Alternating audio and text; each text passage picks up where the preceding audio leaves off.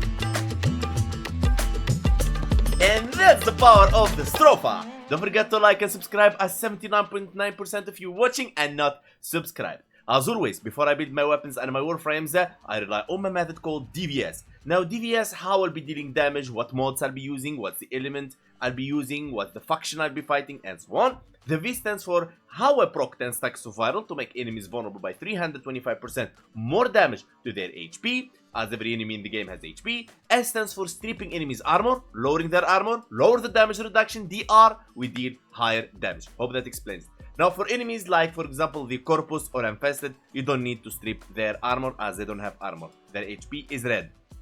Enemies with armor have yellow HP. Now that's something new you learned today. But if you don't like my methods on how I proc viral and armor strip enemies, it's okay. You can check this sheet right here. It can help you maneuver around my methods to find your own style. In Warframe we can do things in many different ways, but the results always the same. But please stick to the community guideline when you're commenting down there what to do, not to do, to keep it a constructive, respectful feedback so everyone learns now and in the future. Now, I take Revenant to level cap, so I don't boost the weapon in any way. So if you take this weapon with Warframes that boost damage, thumbs up, you'll do even better. If you take it with Warframe that doesn't boost damage, you'll do the same what you saw with Revenant.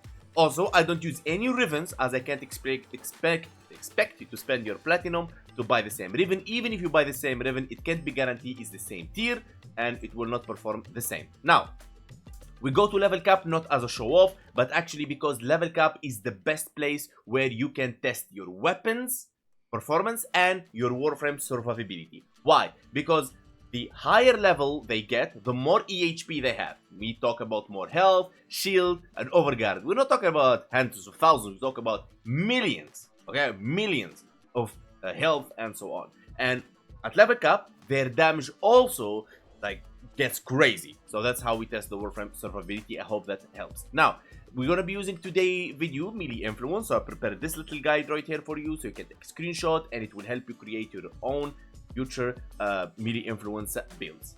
And as always, if you have any questions or anything that you have doubts about, or an idea, not a recycled one from other content creators, but your own idea, let me know in the comments below. Let's go for the build. First thing first, you need to learn how corrosive actually works. Corrosive by default 10 stacks. The first stack will reduce enemies armor by 26. Every stack after will reduce enemies armor by 6%, total of 80%. Now thankfully we have the Emerald Archon shards that push the stacks of corrosive from 10 to 14, so we can armor strip enemies by 104%, 100%.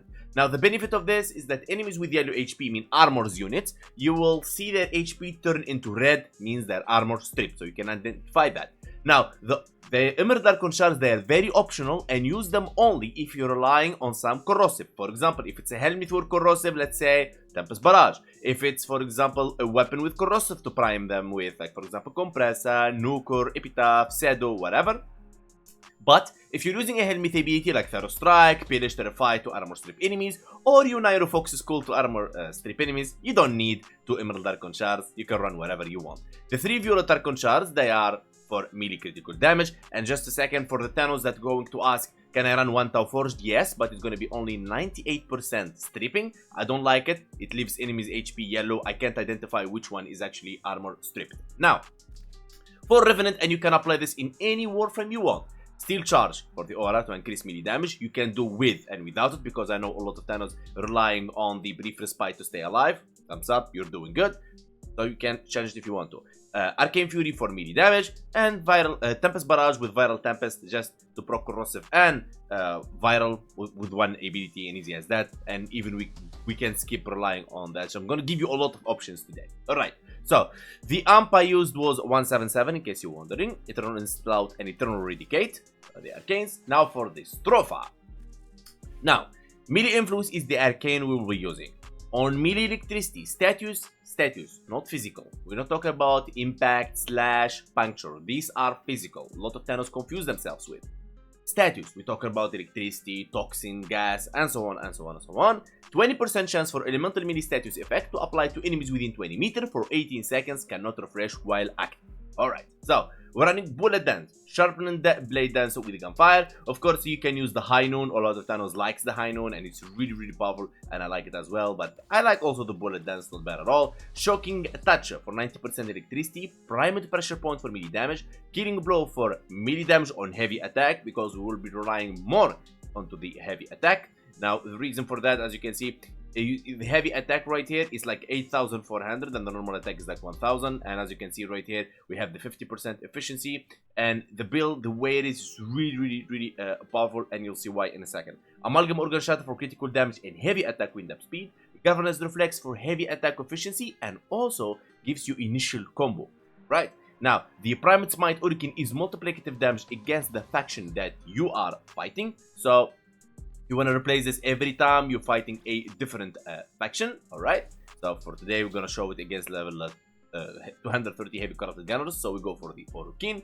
Now, if you don't like to use the Smite Hurricane, of course you can use the Galvanized Elementaries for statue damage, which is multiplicative and actually gives you extra statue chance. Condition Overload, more status on the enemy, more damage you'll be dealing. Galvanized Steel for critical chance, but mainly not for critical chance, mainly for the critical damage. Simple as that. Now, if you are a new Tano and you're wondering how to get the primed mods, simply you get them from Barukitir. He comes once every 2 weeks. You need Ducats, you get them from any relay kiosk by destroying your unnecessary or not needed, let's say, primed parts. The galvanized mods, you get them from the Arbiters of Hexis in any relay, the first NPC to the left, and you need Vitus Essence, you get them from Arbitration. Simple as that. Now, everything else here is replaceable with normal versions if you don't have.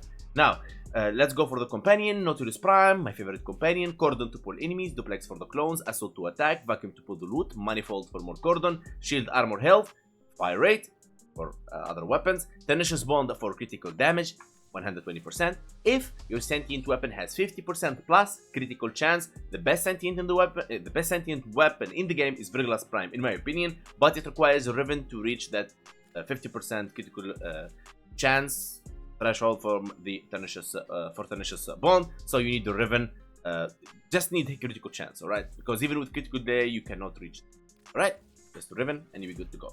But if you don't have Virglas Prime or you don't have a Riven for it, run Primed Laser Rifle, Full Cloak, or Burst Laser Prime, and you'll be good to go. So now let's do some testings. Here we are. Now, as you can see, we don't have the Galvanized, so we need to get our kills for the 5 combo multiplier.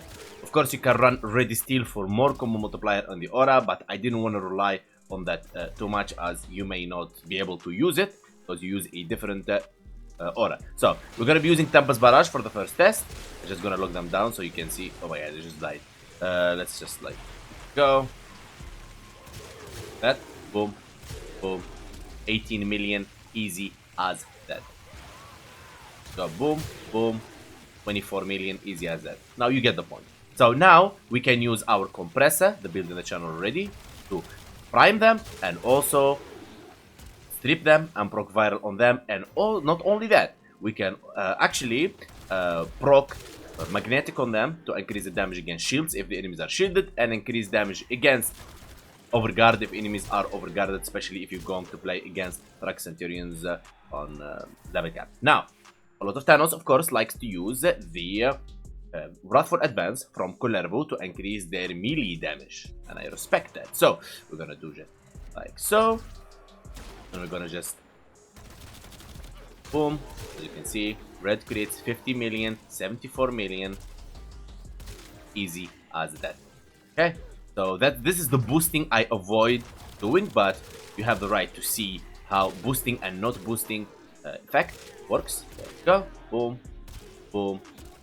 Go. Now, if we use, for example, Excalibur, that doesn't have anything on him, just like we're gonna just remove this one, and we're gonna put Fury in here, and we're gonna just put Steel charge right here. So to prove to you, it works. Same with Warframe that doesn't boost damage. Go press it, and boom, 10 million, boom, boom, boom, easy as that. One more time, because now we have our full combo. So, boom, boom, and 23 million, same like the first try with Revenant. Now, if we use, for example, Mirage, and of course, it's gonna be with Eclipse and Wrathful Advance, very powerful combo. I was just like going to prime them, and then I'm gonna use my Eclipse, and oh my god, this is gonna be crazy. It's gonna be crazy. Second, just like prime them with him, pop, pop. 379 million, 400 million, easy as that. Now let's hope I can summon, like, let's say one enemy, for example, so we can see the true power of it. I guess he just died. Rubico build, I released it for Ravicap as well. It's on the channel. No, we need more. We need more enemies. I fail. Okay, I failed to show it in one enemy only. You get the point here. Go. Time them. Pips. Boom. And technically, you will be able to hit 1 billion of damage using this build. I mean, 400 is crazy. Now let's do the Arcane Arachne. Ay. I mean, I can't. These enemies are too weak for this build. Sorry, but it is what it is. Okay, we got ourselves 500 million at least. Now, if we can add a Madurai, for example. That's I just wanted to get that. You get the point, guys. Eventually, you will hit 1 billion or 2. And by this time, is the end of our video. I really hope you liked the reviving of Stropha, as it was a very powerful weapon, everyone using it. And now I've seen a lot of channels that don't like to use it, so I thought about making a video about it. Maybe they reconsider. I will give this weapon 6 out of 10. Really powerful and worth trying 100%. Don't forget to like and subscribe if you want to see more of my content. Much appreciated. Special thanks to everyone watching my channel. Special thanks to all of members, special VIPs, and disputed donators, and all of donations, and everyone in my community. Big love to you all, and I'll see you guys next time.